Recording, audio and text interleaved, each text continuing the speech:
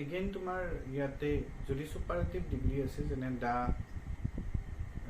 তেতিয়াহ'লে দা ব্যৱহাৰ কৰিব পাৰি দা টলেষ্ট দা ষ্ট্ৰংগেষ্ট দা স্মলেষ্ট তো এনেধৰণৰ যিবিলাক আছে দ্য মষ্ট পাৱাৰফুল ঠিক আছে তো এনেধৰণৰ যিবিলাক আছে ছুপাৰলেটিভ ডিগ্ৰী তাৰ আগত দা ব্যৱহাৰ ইয়াৰ বাহিৰেও আৰু কিছুমান বস্তু আছে যিবিলাকৰ আগত নেকি দা ব্যৱহাৰ হয় যেনেকুৱা ধৰি লোৱা যদি কোনোবা এটা চেণ্টেন্সত বা কোনোবা এটা ষ্টেঞ্জাত যদি এটা বস্তু আগতে মেনশ্যন কৰা আছে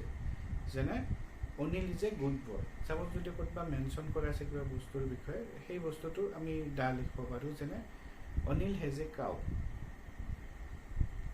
the cow is very well natured তো ইয়াতে কি বুজাইছে ছেকেণ্ড যিটো চেণ্টেন্স আছে দা কাউ বুলি কোৱাৰ লগে লগে অনিলৰ কাউটো বুজাইছে অনিলৰ গৰুটো বুজাইছে তো এনেধৰণৰ যেতিয়া বস্তু আমাৰ কোৱা হয় তেতিয়াহ'লে কি হয় দাৰ ব্যৱহাৰটো স্পেচিফিকলি কোনোবা এটা বস্তু বুজাবলৈ ইউজ কৰা হৈছে যিটো নেকি আগতে আমাৰ মেনশ্যন কৰা আছে কিন্তু ইন জেনেৰেল আমি দা তাত ইউজ কৰিব নোৱাৰোঁ ডাইৰেক্টলি আমি দা ইউজ কৰিব নোৱাৰোঁ ঠিক আছে তেতিয়াহ'লে গোটেই গৰু জাতিটোকে বুজাব তো সেইকাৰণে যদি কোনোবা এটা বস্তু এটা পজিশ্যনত থকা বস্তু এটা আমি বুজাওঁ তেতিয়াহ'লে তেনেকুৱা ক্ষেত্ৰত দা ব্যৱহাৰ কৰিব পাৰিছেনে the English book of Ajay is worn out তো ইংলিছ বুক যিখন অজয়ৰ আছে সেইখন কি হৈছে চিঙি ভাঙি যোৱাৰ দৰে হৈছে বা বেয়া হৈ গৈছে তো ইয়াতে স্পেচিফিকলি এখন কিতাপৰ কথা অজয়ৰ ইংলিছৰ কিতাপৰ কথা কোৱা হৈছে সেইকাৰণে আমি দা ইউজ কৰিব পাৰিছোঁ তো যদি ধৰা স্পেচিফিকলি কোনোবা বস্তুৰ কথা কোৱা হয় তাত তেনে ক্ষেত্ৰত দা ইউজ কৰিব লাগে আৰু আগতে যদি আমি মেনশ্যন কৰোঁ চাপ'জ অনিল হেজ এ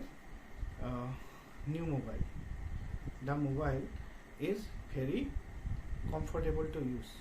তো এই যিটো আছে ইয়াতে তোমাৰ এগেইন মোবাইলটো আগতে আমি মেনশ্যন কৰিছোঁ তাৰপিছত আমি এগেইন দা ইউজ কৰিছোঁ তো স্পেচিফিকলি বা পজিশ্যনৰ ক্ষেত্ৰত আমাৰ কি কৰিব পাৰি দা ইউজ কৰিব পাৰি তাৰ বাহিৰেও কিছুমান সৰু সৰু আৰু ৰুল আছে যিবিলাক নেকি তোমালোকে